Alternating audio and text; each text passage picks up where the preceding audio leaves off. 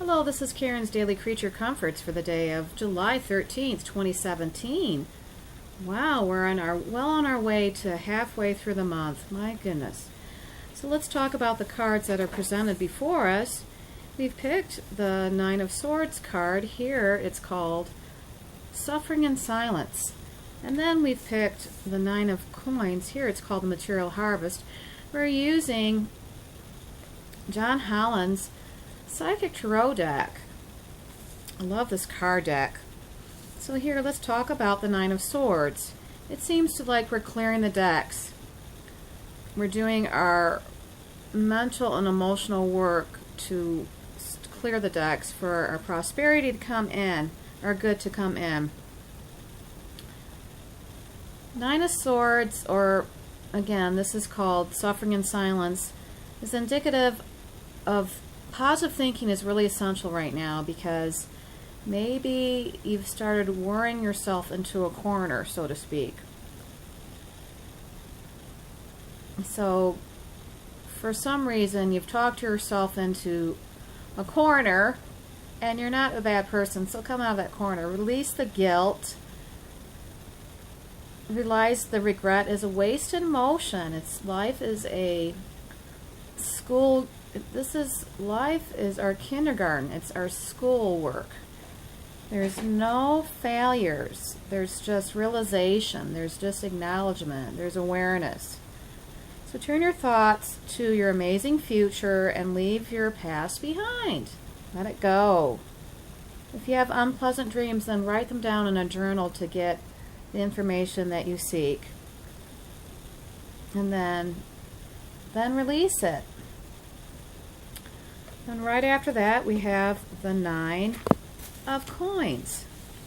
Interesting that we're working 9, isn't it? And 9 is usually indicative of the Supreme Being. Your self-reliance wisdom has paid off. You've done excellent work and prepared for this time in your life. Maybe you're of retirement age. This has provided you with the opportunity to take it easy. It also could indicate that people are taking it easier on vacation now and enjoying some luxuries. You value your own company. You find peace and contentment in your quiet time alone. You're pursuing deeper meanings in life, maybe self-actualizing.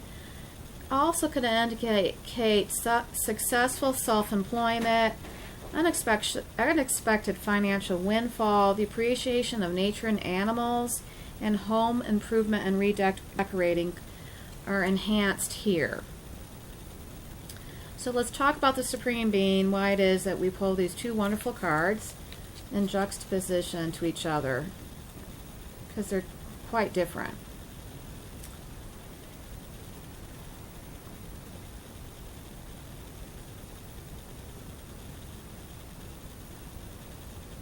It's like the intensity of the energy on the planet right now is creating people to go within.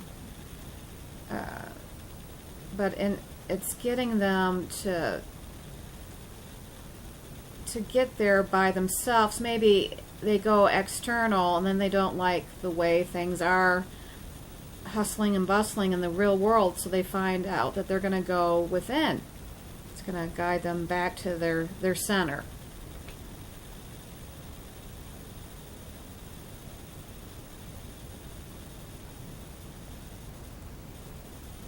He's asking for people to look at their life path, look at why you created a body, incarnated, and look at the deeper meanings in life. Why specifically are you here?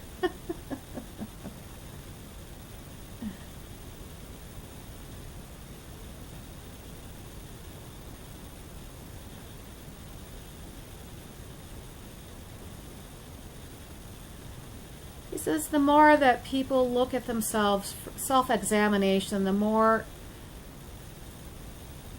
they will be guided to make those necessary changes. And he's not just talking internally for themselves, but that's where the changes start, is internally with people, and then it impacts the rest of the world. So the only changes really that you can make are changes for yourself. That's pretty much where he's taking you. God got us.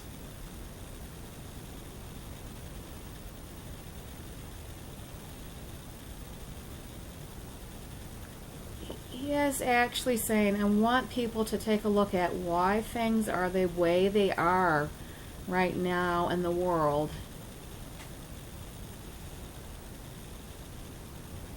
And then focus on how you can help in your small way. It can be small. It could be recycling. It could be larger than that, but it's really up to you to determine.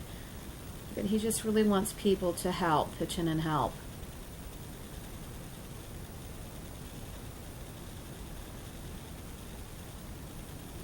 And he says that he wants people to tell themselves that they are important. So he wants people to bolster their confidence so that they can pursue the work that they were meant, why they are here in present time.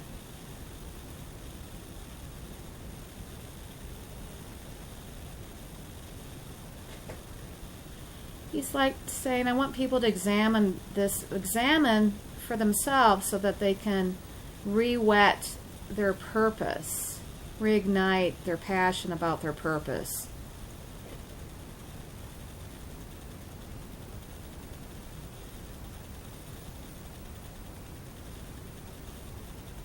He says, yes, this is an intense week, but the two go hand in hand, self-reflection. Because of the intensity externally in the world, people are re-examining their priorities and making successful adjustments accordingly.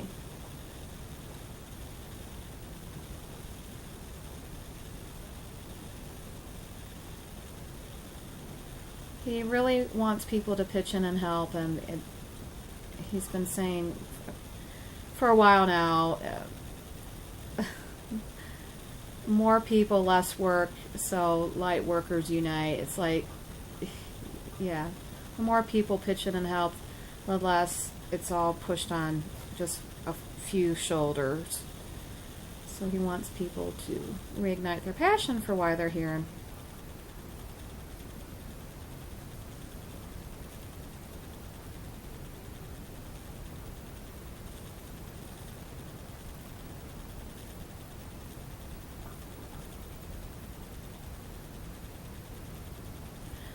He wants people to get out there and talk to each other instead of, he says, watching TV. And he's basically laying it right out there. He says TV wastes the mind, and I hope there's nobody watching that produces it. But, however, he's just laying it all right out there. You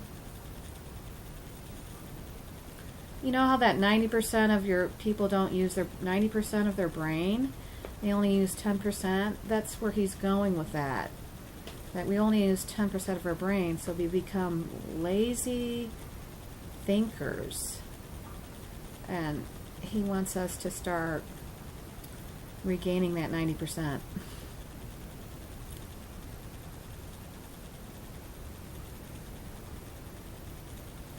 He goes, Karen, that makes me very good that you came to that conclusion. Ooh.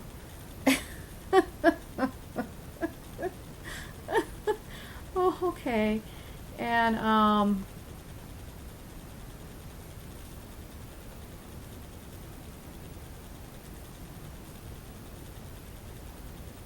yeah, he wants you to just live the lives that you were meant to live. And, instead of waiting until you pass over to the other side and you get life review, he says, you're here now. I just really want you to own the reason, your path, the purpose why you're here. Get excited about it. Stop watching TV because that numbs the brain.